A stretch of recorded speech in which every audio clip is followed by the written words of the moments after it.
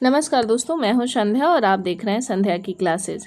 आज की क्लास में मैं बीइंग से होने वाले सारे कन्फ्यूजन दूर करने वाली हूं और आपको बताने वाली हूं कि बीइंग का प्रयोग आप कहां कहां और किस तरह से कर सकते हैं। सबसे पहले मैं ये कहना चाहूँगी कि बीइंग का कोई एक पर्टिकुलर यूज़ नहीं होता है। बीइंग को हम कई तरीके से यूज़ करते हैं। सबसे पहला यूज़ जो हम करेंगे वो के नाते के लिए करेंगे। बहुत सारा ऐसा सेंटेंस होता है जिसमें हम कहते हैं कि अच्छी माँ होने के नाते, अच्छे पिता होने के नाते, अच्छे अध्यापक होने के नाते। तो चलिए एक एग्जाम्पल देख लेते हैं। अच्छे अध्यापक होने के नाते मैं सुझाव दे रहा हूँ। तो के नाते इसकी अंग्रेजी हो गई बीइंग। अब पूरा सेंटेंस कैसे इंग्लिश में फ्रेम करेंगे, आइए मैं आपको बताती हूँ। अच्छे अध्यापक होने के नाते बीइंग अ गुड टीचर मैं सुझाव दे रहा हूँ, आई एम सजेस्टिंग। तो पूरा सेंटेंस हमारा बन गया कि being a good teacher I am suggesting. Being का दूसरा अर्थ जो होता है वो होता है होना।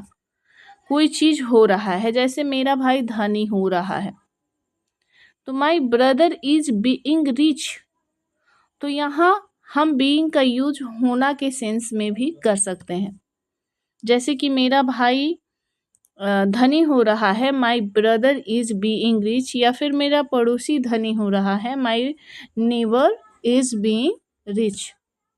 तो यहाँ बीइंग का उपयोग, बीइंग का प्रयोग हमने होना के सेंस में किया है और इससे पहले हमने के नाते के सेंस में किया था। आइए कुछ और एग्जांपल्स देखेंगे कि बीइंग का कहाँ कहाँ और किस तरह से यूज करते हैं।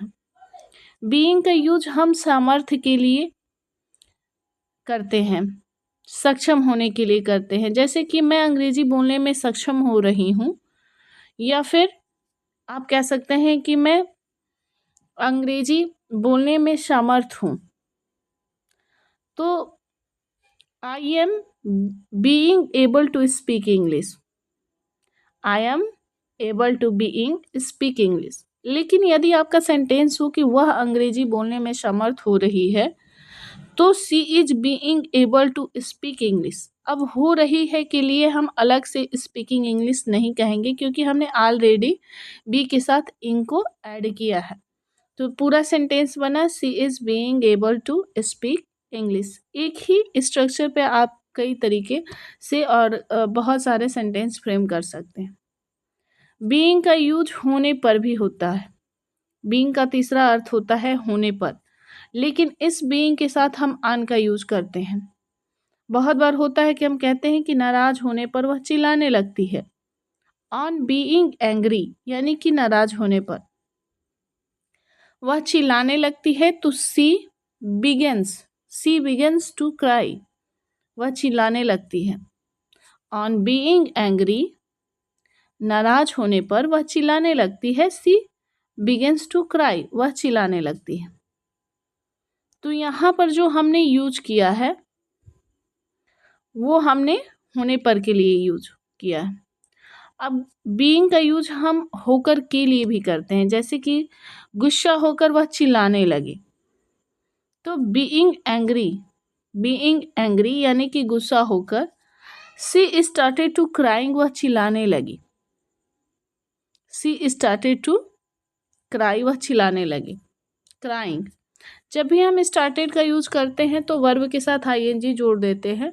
अदरवाइज यदि आप बिगिन का यूज कर रहे हैं तो वहाँ वर्ब का फर्स्ट फॉर्म ही रहने देंगे। जैसे कि सी बिगेन टू क्राई, वह चिल्लाने लगी। और सी स्टार्टेड टू क्राइंग यानी कि वह चिल्लाने लगी। तो फ्रेंड्स, बीइंग का हम कई तरीके से यूज कर सकते हैं, होना के लिए, होकर के लिए, या होने पर, या हो रही है, या समर्थ हो रही है। तो इन सब के लिए हम बीइंग का यूज कर सकते हैं।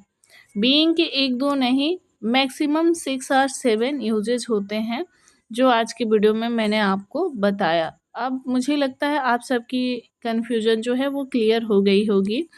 तो ऐसे ही वीडियो के लिए मेरे चैनल को सब्सक्राइब कीजिएगा, और यदि मेरे चैनल पर नए हैं तो उसे सब्सक्राइब करके बेल आइकन को प्रेस कर दीजिएगा, जिससे मेरे नए वीडियो की नोटिफिकेशन आपको आसानी से मिल जाए और आप मेरी वीडियो से बहुत कुछ सीख सकें। अगर मेरा वीडियो अच्छा लगा हो तो लाइक, सब्सक्राइब और शेयर करना ना भूलिएगा। मिलेंगे नेक्स्ट वीडियो में कुछ नए ट्रिक के साथ। तब तक के लिए जय Shri Krishna, Radhe Radhe. Thanks for watching my video.